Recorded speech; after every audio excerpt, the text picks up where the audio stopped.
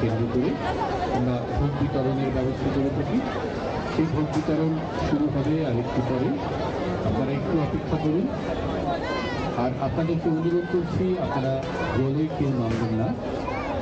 প্রতিদিনই সূর্যাস্তের পরেই এই গঙ্গা আরতি হয়ে থাকে কলকাতা পুরসভার উদ্যোগে এবং কলকাতা পুলিশের সহযোগিতা। আপনাদের জানিয়ে রাখি, আগামী 14 এবং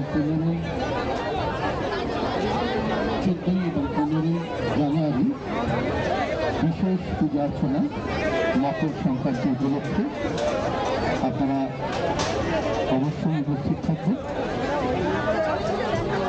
তার সঙ্গে ভোগ বিতরণ আছে 14 এবং 15 জানুয়ারি। প্রতি শনিবার এই গঙ্গা আরতিকে কেন্দ্র করে আমরা ভোগ বিতরণের আয়োজন করি। সেই ভোগ বিতরণ আর কিছুক্ষণ পরে শুরু হচ্ছে। আপনারা লাইন দিয়ে দাঁড়ান, প্রত্যেকে ভোগ পাবেন। আর পূজারীদের থেকে প্রসাদ নিতে পারেন। আরতির শিক্ষা আপনারা নিতে পারেন। প্রণালী দিতে চাইলে প্রণালীর ব্যবসা আছে, তাতে আপনারা প্রণালী দেবেন। মায়ের মন্দিরে আছে এবং যেখানে আরতি কাপ হচ্ছে সেখানে প্রণালীর ব্যবসা আছে, আপনারা প্রণালী দিতে পারেন। প্রতিদিনই সূর্যাস্তের পরে কলকাতা পুরসভার উদ্যোগে এবং কলকাতা পুলিশের সহযোগিতায় এই গঙ্গা আরতি হয়ে থাকে। যারা প্রসাদী নিচ্ছেন, ভোগ নিচ্ছেন, তাদেরকে অনুরোধ করছি আপনারা ভোগ খাওয়ার পর পাতাগুলো কর্পোরেশনের যে ডাস্টবিন আছে তাতে ফেলবেন।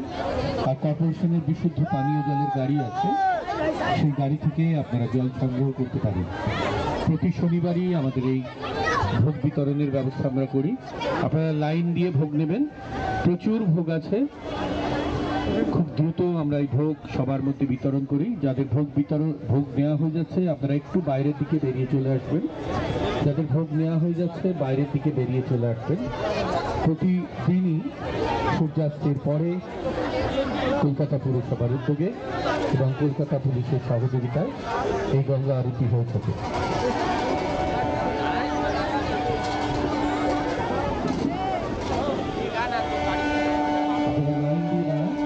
প্রত্যেকে ভোগ খাবেন, লাইন ছাড়া কিন্তু কাউকে ভোগ দেওয়া হবে।